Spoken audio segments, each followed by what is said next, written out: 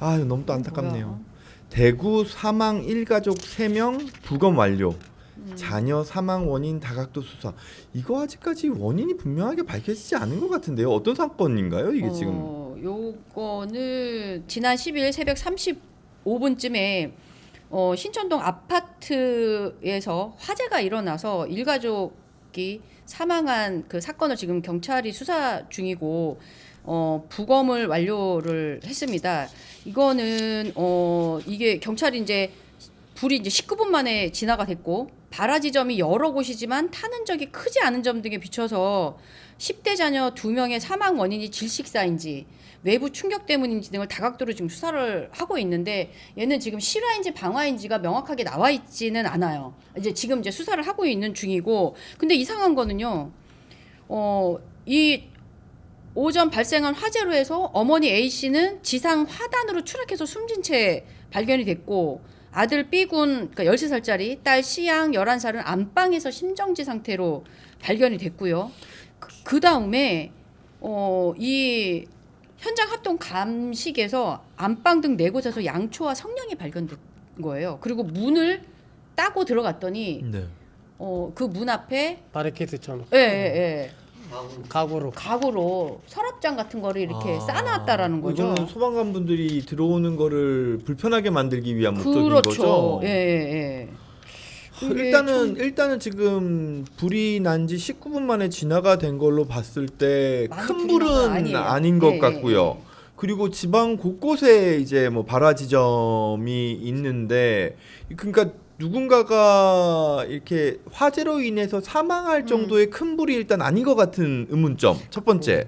그리고 두 번째는 이 어머니가 지금 집에서 뛰어내려서 사망을 하셨는데 기본적으로 불이 너무 크게 나서 내가 도망치기 위해서 다른 방법이 없어서 뛰어내렸을 걸 추정할 수는 있지만 근데 그게 아니라 본인이 그냥 뛰어내린 것 자살을 같아요. 목적으로 뛰어내렸을 가능성도 있어 보이는 상황이라 그래서 저는 사실 이거 딱 기사 나왔을 때 남편이 집에 없었거든요. 예. 그 남편이 그러면은 이거 그런 내용은 아닌 것 같아. 했나라고 생각을 했는데 보니까 남편은 그런 혐의점이 없는 것으로 요즘 뭐 CCTV 다 나왔고. 있으니까 다 확인 가능했겠죠. 근데 지금 보니까 아파트 입주자가 방학이라서 그런지 최근 그 A 씨 집 아이들 모습이 보이지 않았고 아버지의 모습만 몇 번 봤다.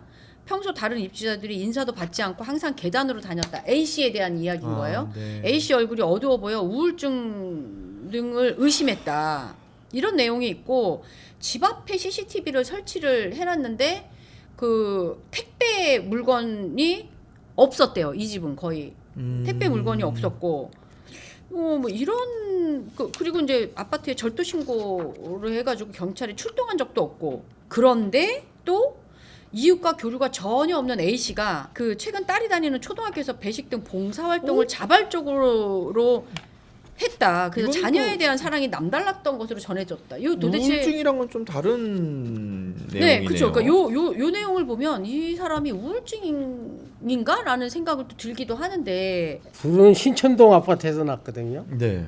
근데 22년도에 대구 수성 범호동 쪽에 33평짜리 아파트에 입주해서 4년간 주소를 두고서 여기서 지금 주소지는 일로 돼 있어요. 네. 아, 근데 주소지는 또 다른데요? 불난데는 다른데. 신천동 그 15평짜리 아파트에서 불이 난 거고 이런 기사 내용으로 봐서는 자살은 이제 엄마가 자녀들을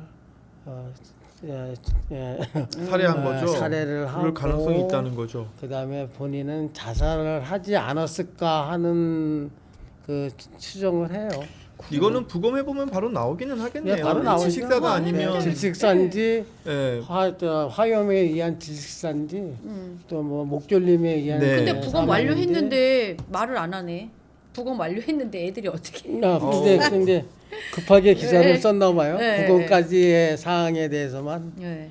그 근데 이후에 이거는 지사가 나와야 만약에 질식사였다면 빨리 오픈을 하셨을 수도 있었을 것 같은데 오픈이 안 돼 있는 걸로 봤을 때는 너무 비극적인 사건이다 보니까 그래서 지금 안에 정보가 나오는데 시간이 걸리는 게 아닐까 싶은 생각도 드네요. 그리고요, 내가 생각해 보니까 초등학교에 배식 등 봉사활동을 자발적으로 했다라는 거야. 배식할 때는 가요, 엄마들이. 그러죠. 네, 아무리 뭐 엄마가 아프더라도 저도 직장 다니면서 진짜 막 미친 듯이 차 몰고 가가지고 애들 배식하고 그리고 다시 사무실 오고 이랬는데. 근데 만약에 지금 이 어머니가 우울증이 맞다면 이제 저희가 반복성 우울이라고 얘기하는 것들이 있거든요. 그러니까 일반적인 우울증보다는 반복성 우울은 우리가 조울증이라고 하는 양극성 장애, 그게 이제 조증은 없이 밑에서만 왔다 갔다 하는 경우들이 있어요. 그러니까 일정 기간 동안 이 생물학적으로 우울한 기간이 있다가 좋아집니다. 그러다가 또 이제 우울해지고 이런 것들이 반복되는 경우에는 지금 이런 식의 주변 반응이 나올 수 있거든요. 그러니까 정상적일 때는 활동도 열심히 하고 사람들하고도 비교적 잘 어울리는 것 같다가 그렇지 않을 때는 완전 우울로 넘어가 버리는 거죠. 근데 일반적인 우울증보다 이런 반복성 우울, 양극성 우울이 자살 위험도가 훨씬 높습니다. 더 심각하네요. 네, 왜냐하면은 내가 정상적일 때의 상태에 대한 기억이 있기 때문에요. 내가 떨어지는 거를 감당을 못해요. 그러다 보니까 본인 스스로에 대해서 더 비관해 버리는 측면이 없지 않아 있거든요.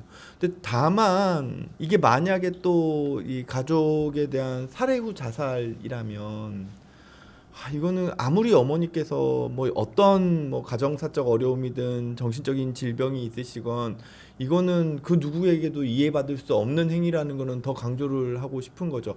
어머니로서 아들은 절대 소유물이 아니에요. 아이들은. 근데 이 자기 목숨을 끊는 것도 너무 비극적인 일인데 이 자녀들 의사결정을 하기 힘든 이 자녀들의 목숨까지도 빼앗고 간다는 거는 이거는 결코 용서받기 힘듭니다. 아니 근데 그러면 이 정도로 와이프가 자기 아내가 이게 우울증에 시달렸다라고 하면 남편도 알고 있었을 거 아니에요. 왜냐면 이거 집안에서 같이 살고 있었는데 지금 이혼한 상태도 아니고 같이 살고 있었으면 그도 알았을 텐데 이거를 방치했다는 거잖아요. 방치했을 수도 있고 뭐 어쨌든 가족 간의 자기가 갈등이 있으셨을 수도 있고요. 이런 것 때문에 사실은 이게 우울증이 있으면 그 부부 간의 갈등도 굉장히 아주 그냥 심해지거든요. 맞습니다. 근데 아마 이 사람이 남편이 이 자기 아내의 우울증을 제대로 치료를 해야 되겠다는 생각을 못 했을 수도 있고 아니면은 치료를 하고 있는데도 제대로 잘 안 됐을 수도 있고.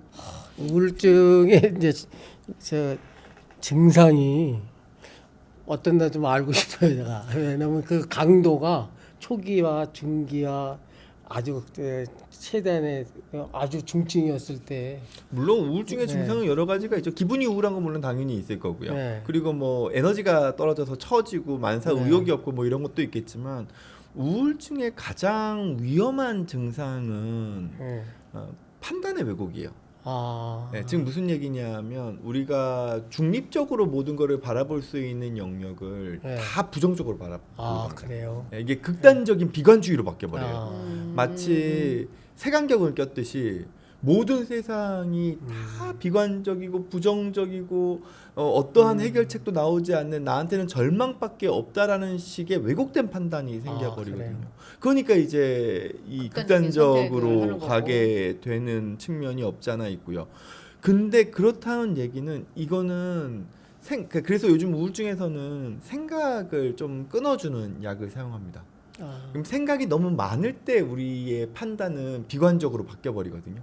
곱씹다 보니까 자꾸 더 안 좋은 쪽으로 생각이 흘러가요. 근데 어떻게 생각을 끊어요? 약을 먹으면? 요즘 그래도 정신과 약이 효과도 좋으면서 부작용도 상당히 적습니다. 그래서 요즘은 우울증이 심하셔서 정말 자살에 대한 위험성이 아주 높아 있는 경우에는 그 생각이 뻗어나가는 걸 막아주는 기본적인 생각은 다 가능해요. 근데 생각이 뻗어나가는 걸 막는 약을 사용하면 그 비관주의나 부정적인 판단이 상당히 줄어듭니다. 그러면은 내가 너무 과도하게 생각했구나. 네, 이렇게 되는데 그리고 지금 이게 만약에 반복성 우울이 맞다면 이건 시간만 지나면 또 좋아져요. 네.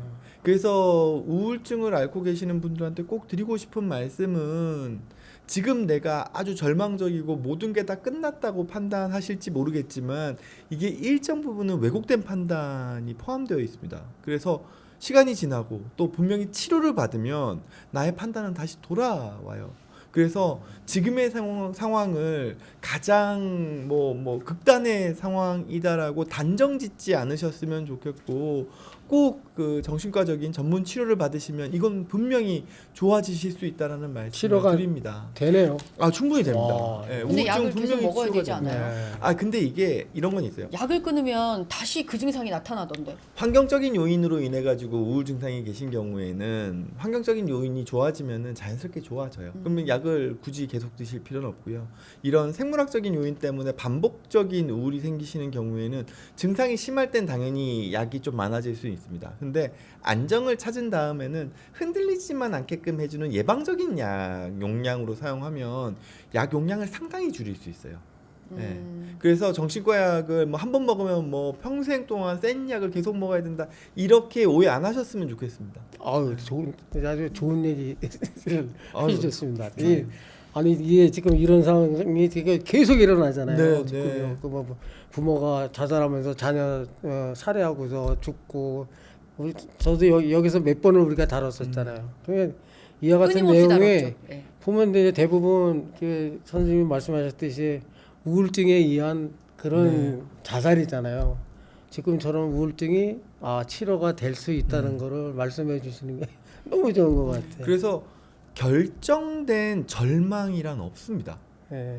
아무리 내가 절망적인 상황이라 하더라도 상황은 바뀌게끔 되어 있고요. 예. 그리고 어떻게 해서든지 또 다른 기회들은 찾아옵니다. 그래서 결정된 절망은 없다라는 걸 좀 기억해 주셨으면 좋겠습니다. 예, 맞습니다.